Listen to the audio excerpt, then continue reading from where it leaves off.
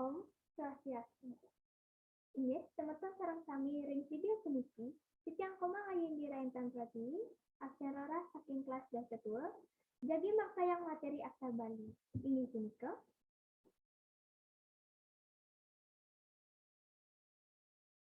Sitiang aturang Om Swastiastu, ring Ibu Guru Nuwayan Sismayuri.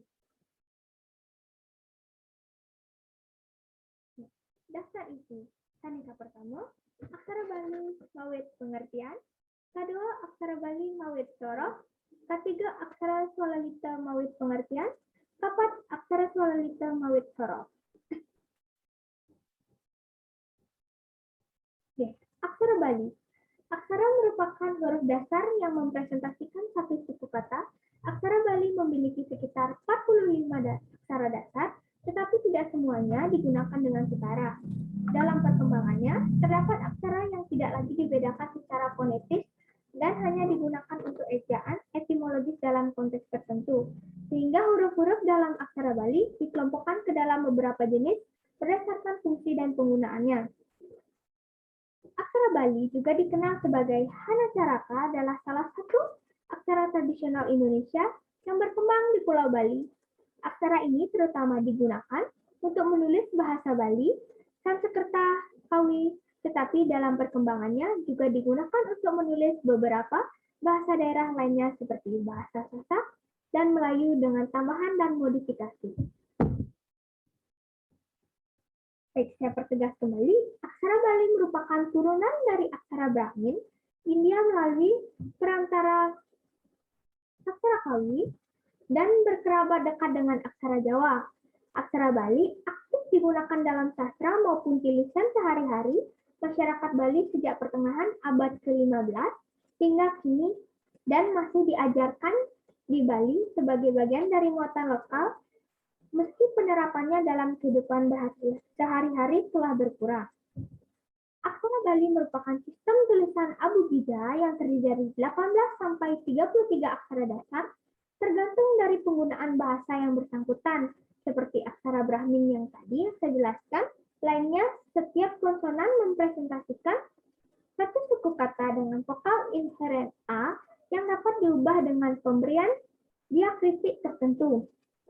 Arahan penulisan aksara Bali adalah kiri dan ke kanan. Secara tradisional, aksara ini ditulis tanpa spasi antar kata, scriptio continua dengan sejumlah tanda baca. Aksara paling tua dari aksara Bali adalah aksara Brahmin. Sebelum-sebelumnya saya sudah jelaskan, bukan? Yang aksara Brahmin ini terdapat dari India yang berkembang menjadi aksara Pallava di Asia Selatan dan Tenggara. Nah, antara abad ke-16 hingga 18, aksara Pallava kemudian berkembang menjadi aksara Kawi yang digunakan sepanjang periode Hindu-Buddha Indonesia antara abad ke-8 hingga 15. Nah, di berbagai daerah Nusantara, aksara Kawi kemudian berkembang menjadi aksara-aksara tradisional Indonesia yang salah satunya adalah aksara Bali. Baik, saya lanjutkan. Nah, seperti ke daftar yang selanjutnya, materi yang saya jelaskan adalah soroh aksara Bali. Aksara Bali inggih punika ceciren utawi gegambaran suara saneka mendalang oleh manusia. Aksara Bali wonten kalih warna inggih punika saneka pertama aksara wianjana atau huruf konsonan. Aksara wianjana berjumlah 33 karakter. Aksara wianjana Bali yang biasanya digunakan yaitu berjumlah 18 karakter. Juga terdapat aksara wianjana Kawi yang digunakan pada karakter-karakter tertentu, terutama kata-kata yang dipengaruhi bahasa Kawi dan Sanskerta. Nah, di sebelah kanan adalah gambaran dari aksara wianjana dengan deret kuno. Nah, bisa dilihat kan? Ini adalah bagian-bagiannya. Baik, saya akan lanjutkan. Nah, ini selanjutnya adalah gambaran dari aksara wianjana deret modern yang terdiri dari huruf sastra dan swalalita. Nah, meski pelafalannya tidak lagi dibedakan, swalalita ini tetap lumrah digunakan dalam berbagai kata karena tata tulis Bali mempertahankan banyak aspek dari ejaan Sanskerta Kawi. Nah, yang kedua adalah aksara suara. Aksara suara adalah aksara yang digunakan untuk suku kata yang tidak memiliki konsonan di awal, atau dalam kata lain suku kata yang hanya terdiri dari vokal. Aksara Bali memiliki 14 aksara vokal yang diwarisi dari tradisi tulis Sanskerta. Bentuknya dapat dilihat sebagai berikut. Ini adalah gambaran dari aksara suara yang terdiri dari pendek atau hreswa, panjang artinya dirga. Ini. Baik, saya akan lanjutkan. Nah, yang ketiga adalah aksara modre. Aksara modre adalah aksara suci yang terutama dipakai dalam bidang keagamaan untuk upacara, mantra, raja, ataupun fungsi-fungsi keramat lainnya. Aksara tipe ini memiliki berbagai macam rupa, tetapi umumnya ditandai dengan adanya diakritik ulu candra atau ulu ricen. Pembahasan mengenai rupa dan jenis modre dapat ditemukan pada lontar dengan judul Krakah atau Grigo. Nah, beberapa contohnya dapat dilihat pada gambar sebelah kanan. Ini adalah aksara modre. Ini ong, eta aksara, suku kata suci ongkara. Biasanya kita dapat lihat ini pada kain putih kuning yang terdapat di penjor. Nah, ini ang-ah, dewi aksara. Dan yang terakhir, ang-umang, Sri aksara. Nah, begini semua. Biasanya terdapat di mantra-mantra sisanya, kita dapat lihat aksara ini. Baik, saya lanjutkan. Nah, ini adalah raja yang dituliskan berdasarkan aksara modre, yaitu bernama Kurosan Bali. Ini. Baik, saya lanjutkan kembali. Nah, saya pertegas kembali mengenai huruf sastra, swalalita, dan juga modre. Huruf sastra inggih punika aksara kangge nguratang basa Bali lumrah, upaminyane ura, pipil, pangeling-eling, lan sanelianan. Swalalita inggih punika aksara kangge nguratang basa Kawi tengahan, miwah basa Sanskerta. Upaminyane kidung, kekawin, palawakita, miwah loka.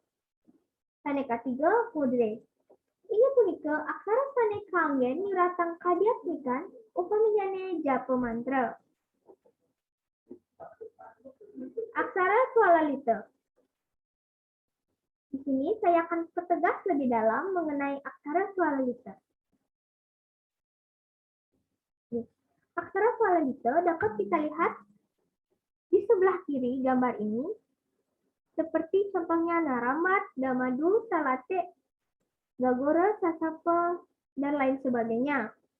Aksara swalalita inggih punika sarawan aksara Bali sane kanggen nyuratang basa Kawi tengahan miwah basa Sanskerta utawi Sanskerta upaminyane kidung, kekawen, parwa, lan sloka. Aksara swalalita kakepah dados kalih. Inggih punika saneka pertama aksara suara swalalita atau disebut dengan vokal.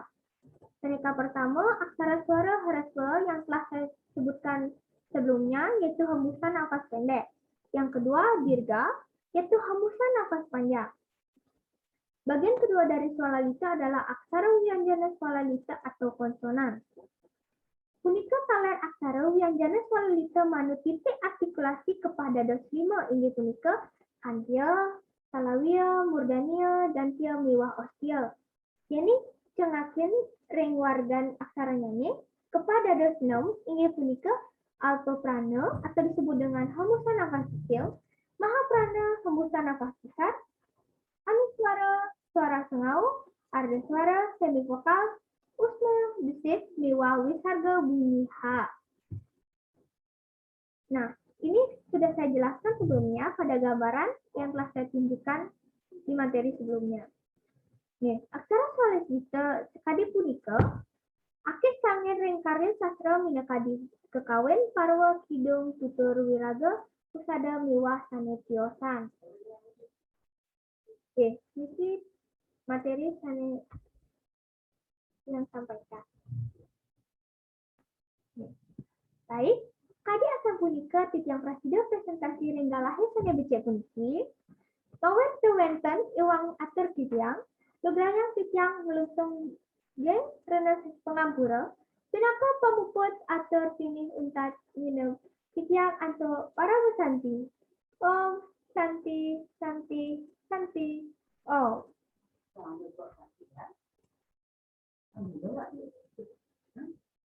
bersama.